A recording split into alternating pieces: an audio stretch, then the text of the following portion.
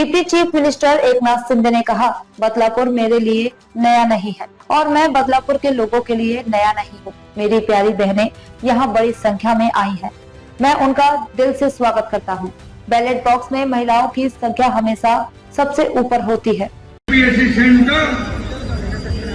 घनकचरा प्रकल्प, अग्निशमन केंद्र, एवढं अंबरनाथ शहर छोटं आणि अंबरनाथ आज कुठे चालू?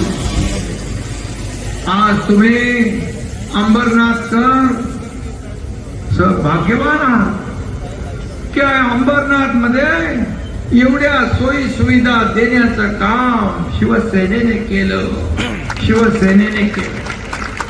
मी खासदारांचंही नाव देईन, आमदारांचंही घेईन, वाळेकरांचंही घेईन, मनीषाताईंनी देखील नगराध्यक्ष म्हणून काम चांगलं केलंय.